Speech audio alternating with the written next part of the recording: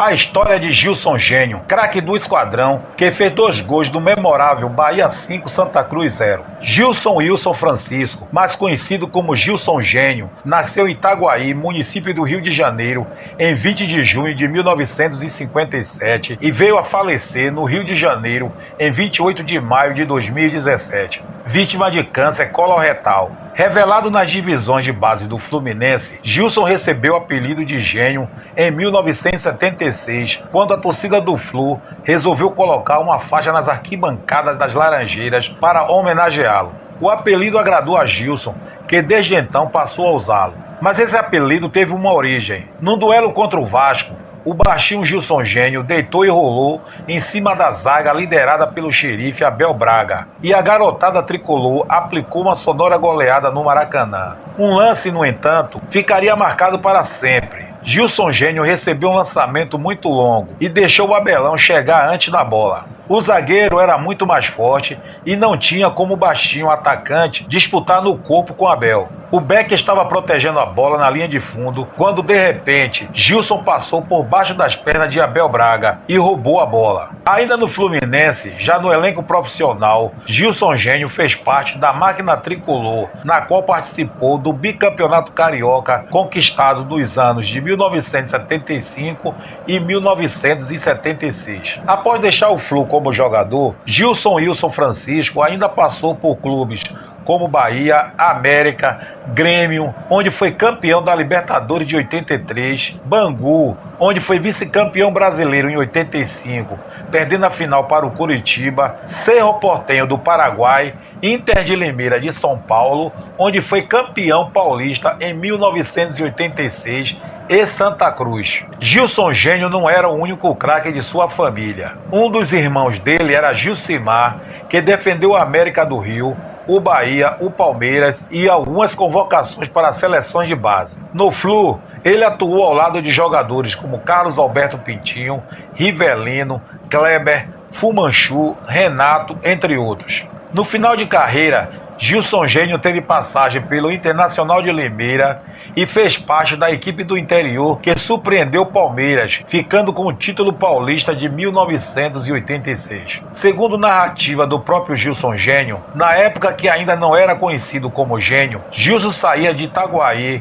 ao lado do seu irmão Gilcimar, de Fusquinha, para treinar nas Laranjeiras. Com vergonha dos carrões dos jogadores profissionais e já consolidados, o craque revelou que costumava parar fora do clube e ia andando até as Laranjeiras para não ser motivo de chacota na resenha. O mesmo aconteceu quando foi receber a Bola de Ouro, prêmio concedido ao melhor jogador da categoria Júnior do Brasil. Para ir até a sofisticada cerimônia no Hotel Intercontinental, o jovem recorreu novamente ao Fusquinha. Gilson revelou que foi junto com um amigo e estacionaram muito longe. Sorrindo, o Gênio diz: "Imagina só, eu todo arrumado, de smoking, para uma cerimônia daquela, chegando de Fusquinha. Tá doido?" Em 1979, após 4 anos disputando a titularidade com grandes craques na máquina tricolor e 2 campeonatos estaduais conquistados, o Gênio decidiu que era hora de buscar novos ares para se firmar de vez no cenário nacional e se transferiu para o Bahia. Logo assim que chegou, foi protagonista da conquista do Campeonato Baiano de 79, se tornando a estrela do time. Uma entrada criminosa, no entanto, arrebentou todos os seus ligamentos e o afastou dos gramados por um longo período. No dia 5 de abril de 1981, Bahia e Santa Cruz se enfrentaram no estádio da Fonte Nova em partida válida pela Taça de Prata, antigo nome dado ao Campeonato Brasileiro. Era a segunda partida da decisão da vaga da Taça de Prata. No primeiro jogo, o Santa Cruz goleou o Bahia por 4-0. Para classificar-se, o Esquadrão de Aço precisaria vencer o time pernambucano por 5 gols de diferença. Muitos já davam o tricolor baiano como eliminado, inclusive o folclórico atacante do Santa Cruz, Dadá Maravilha, que afirmou que era mais fácil o torcedor do Bahia ganhar na quina da loto do que o Santa Cruz perder por 5 gols de diferença. Nem mesmo o torcedor do Bahia acreditava muito nessa façanha, já que no início do jogo na Fonte Nova, pouco mais de 10 mil torcedores estavam no estádio, ao contrário do que era comum de se ver nos jogos em casa. Rolou a bola e o Bahia começou arrasador. Gilson Gênio marcou logo aos 4 minutos e ampliou aos 13. Aos 43 minutos da primeira etapa, Dirceu Catiba fez 3-0 só nos primeiros 45 minutos da partida. No intervalo, a torcida tricolor já passava a acreditar na possibilidade e a imprensa local convidava pelo rádio os torcedores para que fossem para a Fonte Nova, no intuito de empurrar o time do Fazendão rumo ao tão sonhado placar. E deu certo. O Santa Cruz voltou todo recuado, mas aos 22 minutos, Gilson Gênio, que estava em um dia inspirado, fez bela jogada pela esquerda e lançou Toninho Taino, que marcou o quarto gol. Neste momento, quase 30 mil pessoas estavam na Fonte Nova e com ainda 23 minutos de jogo pela frente, a torcida tricolor já confiava no quinto gol. Mas para desespero de quem assistia a partida, o Santa Cruz conseguia impedir os ataques baianos. Mas eis que aos 40 minutos, a defesa pernambucana tentou fazer linha de impedimento depois de um lançamento de Zé Augusto.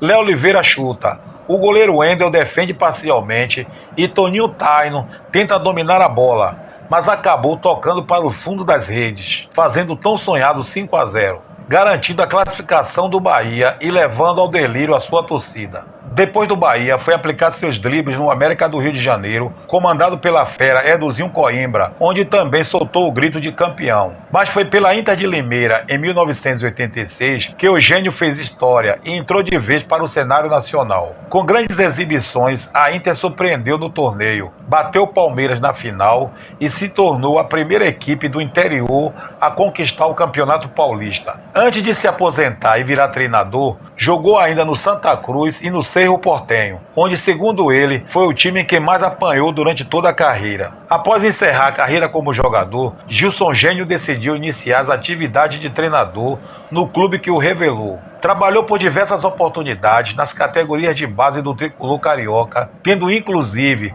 2 oportunidades de mostrar seu trabalho também na equipe profissional. Gilson foi solicitado em 2003 e também em 2009, quando durante a disputa do Campeonato Carioca, René Simões foi demitido do cargo e a diretoria solicitou às pressas que Gilson comandasse o elenco profissional nos treinos que antecederam as próximas partidas. Ainda pelas divisões de base do Fluminense, ajudou a revelar alguns jogadores, como é o caso de Carlos Alberto, que surgiu como uma grande revelação do tricolor e que passou 4 anos sob os cuidados de Gilson. Na equipe profissional, porém, não conseguiu mostrar o seu melhor futebol e logo após passar a temporada 2002-2003 no Flu, foi negociado junto ao Porto de Portugal. Antes de deixar este mundo em 2017, Gilson Gênio, há 6 anos, conciliava a vida de treinador com a de pastor da Igreja Assembleia de Deus, em Jesuítas, na distante região de Santa Cruz, no Rio de Janeiro. Pastor atuante, o ex-jogador pregava o evangelho com fervor e dava testemunho diário da palavra de Deus.